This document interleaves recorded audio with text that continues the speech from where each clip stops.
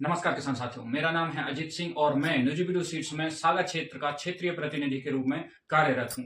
न्यूजीबीडू seeds company के बारे में आपको बताना चाहूंगा कि यह एक स्वदेशी कंपनी है और लगभग 50 वर्षों से इस देश में अपनी सेवाएं दे रही है और जमीन के अनुरूप यह बीज का निर्माण करती है। अब यदि मैं बात करूं कि न्यूजीबीडू सीड्स प्राइवेट लिमिटेड का जो बीज आता है वो किस जमीन के लिए कौन सी वैरायटी आती है, तो यदि आपकी काली भारी मोटी की जमीन है तो उसमें न्यूजीबीडू सीड्स का 1258 और क्रांति करके एक वैरायटी है जो कि उसमें बोई जाती है। और यदि आपकी हल्की पीरोठा लाल ककड़ीली एवं मध्यम प्रकार की जमीन है तो उसमें आप बॉन्ड एक वैरायटी आती है जिसको लगा सकते हैं। और एक न्यूजीबीडू सीड्स की मीडियम जमीन के लिए एक नई वैरायटी आई है जिसका नाम है कैप्सूल।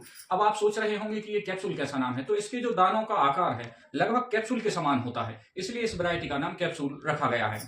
अब 1258 की जो अवधि है लगभग 120 से लेके 125 दिन के आसपास में है। और हल्की जमीन के लिए जैसे कि बॉन्ड जो है वो लगभग आपकी 100 से लेके 105 दिन की वैरायटी है। अब बात आती है कि चलिए हमने बीज का चयन तो कर लिया जमीन के अनुरूप, क्या हमें इसमें उपयुक्त फायदा होगा और न्यूजीबीडू सीड्स कंपनी हमारे जो आशाएं हैं उन पर सकारात्मक रहेगा?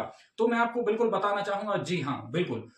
आप मेरे द्वारा बताए गए कुछ अनुभवों के लिए सुन लीजिए और इनका अनुसरण करिए। जैसे कि देखिए, सबसे पहले तो क्या होता है बीज का चयन। यदि आपने मिट्टी के अनुरूप बीज का चयन कर लिया है तो इसके बाद में आता है खाद प्रबंधन।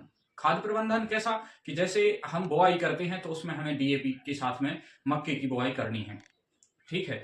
इसके तत्पश्चात हमें लगभग 20 से लेके 25 दिन की अवधि में मक्के की दवाई अर्थात खरपतवार नाशक का इस्तेमाल करना है, ठीक है।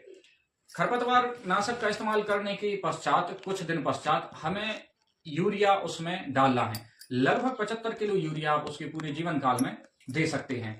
फिर इसके बाद में आपको लगभग 55 से लेके 60 दिन की अवधि में जब वह मक्का छवर पर आती है उसमें आपके लिए पोटाश की मात्रा देनी है। यदि आप इतना सब कुछ कर लेते हैं, पहले बीज का मिट्टी के अनुरूप चयन, दूसरा खाद प्रबंधन, तीसरा खरपतवार प्रबंधन और चौथा उचित पौधों की संख्या, अर्थात एक एकड़ में लगभग आपके 30,000 से लेके 32,000 पौधे होने चाहिए। यदि ये सब आपने संतुलित कर लिया तो आप ये मान के चलिए कि आपको न्यूजीबीडू सीड्स की कोई भी वैरायटी यदि आप लगाते हैं आपकी जमीन के अनुरूप तो उसमें आपको 25 से लेके 30 क्विंटल प्रति एकड़ तक उत्पादन बहुत आराम से मिल जाता है। बहुत बहुत धन्यवाद किसान भाइयों। जय राम जी।